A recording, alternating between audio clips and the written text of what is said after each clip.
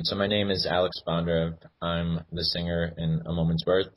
I write a lot of the songs in the band, but I'm only 1/6 right now of the band. And A Moment's Worth is basically a band of six best friends from the Bronx, one guy from Queens that, you know, has a lot of passion for music and message to give to others about hope in life. That's AMW in a nutshell. So can you tell me about some of the things you've done as a band over the years that have been, really good for others? I know you've done a lot of benefit shows, so maybe if you could just talk about a couple of things like that. Yeah, sure. Thank you so much. I mean, I don't know how much good we've actually done for others, but we hope to, and we hope to do more. I'll talk about the most recent things, really. Some of the benefit shows we played, were, really fantastic. We really got in the studio again recently, so the only time we're getting out is actually to play benefit concerts. That's like the rule we have in the band. If it's a good cause, we're there to play it. Some of the most recent ones have been breast cancer benefit in October, and we also played To Write Love on Her Arms benefit as well.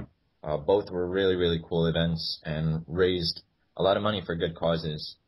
I actually just recently signed up for something called Musicians on Call, and it's basically a hospital organization that calls musicians and bands in to play live acoustic stuff for their patients. I haven't done any shows yet, but it's active in the hospital where I work, and I'm so stoked to doing this, really looking forward to that. There's an organization we've worked a lot with.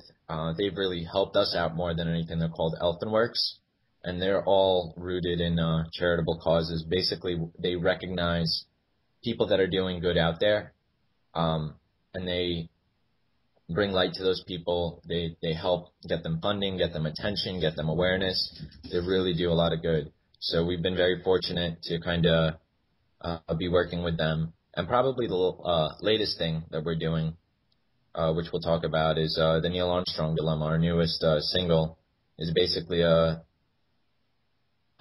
attempt to keep giving funds to the ongoing Hurricane Sandy relief here on the East Coast. Yeah, so why don't we talk about that a little bit? Was that song specifically written for this, or is it just more so you guys had the song and you want to just kind of do something good with it? Yeah, no, the song actually was written a little while ago.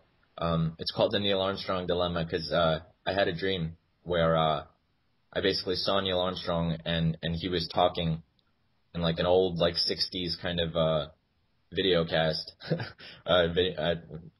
Video. They didn't have video casts back then. But he was basically saying that when things are tough, it's there's only one choice. It's either life or despair.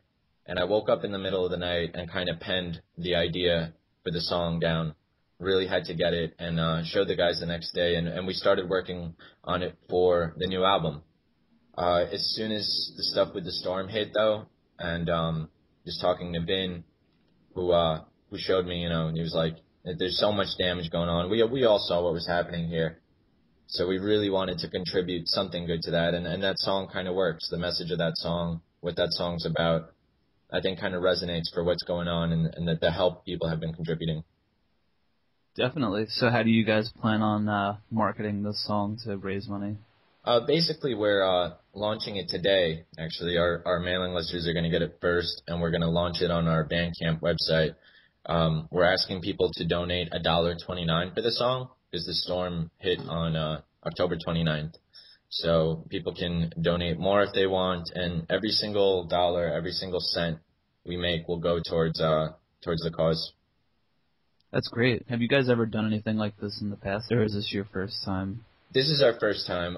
We did launch a song. I'm thinking it was for the Japan tsunamis. We did donate some of the music we were working on at that time as well. I actually do remember that one. That's really cool. So do you remember how the turnout was for that one? It was good. I think people really want to help, and especially people that love music. are people in general that like to help others. You know, the two kind of go hand in hand. So when kids or, anybody really sees an opportunity where they can get something like a song and at the same time help others, people really jump towards that. Definitely. It'll probably do well too because you're in your home region now. Most of your fans are from here and are affected by this. No, yeah. I mean, we were very fortunate over here. I mean, I think the most that happened to us was we lost power in some of our homes in the studio. But just seeing like a close friend of ours sent a picture of his house completely demolished. He lives on Staten Island. And just stuff like that, your heart really goes out to the people that were hit harder by this. A lot harder. Definitely. So do you guys have plans to do anything else in the future? Or?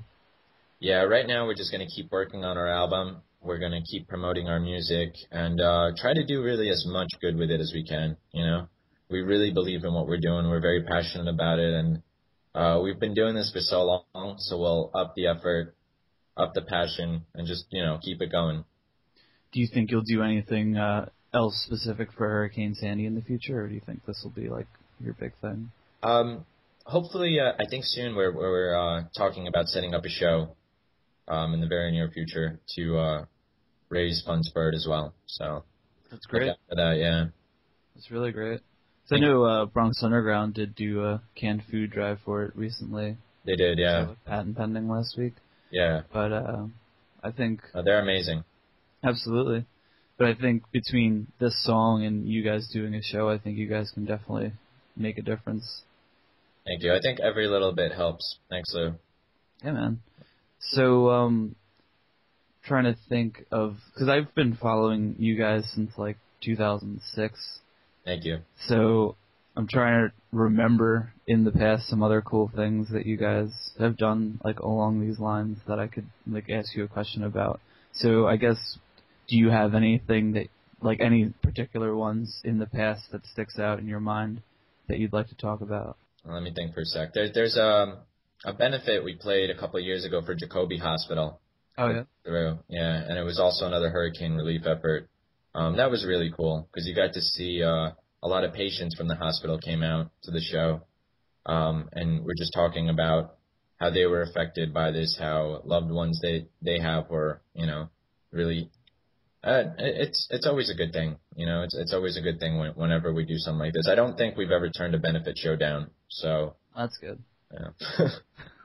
Yeah. And thank you for doing your blog. I mean, the fact that you're writing a blog about how music helps people, I think that's huge. That's a huge shift, that's going on with musicians. I think people are realizing that the art that they do is more so a vehicle to help others than anything else, and thank you for recognizing that. No problem. So if someone wanted to buy your song to help Hurricane Sandy, where would they go to find it? We're going to have it up on all our sites, basically amomentsworth.com. It'll be up there. It'll be up on our Bandcamp page, which is just amomentsworth.bandcamp.com. If you're on our mailing list, you're going to get it early. Actually, I'm going to send out the email in a little bit. And everywhere, Facebook, if you just Google it, it's called the Neil Armstrong Dilemma. Or if you just Google us, it'll be the first thing up. Cool. All right. Thanks a lot. I really appreciate you taking the time to talk to us for a little bit. We really appreciate it. Always a pleasure.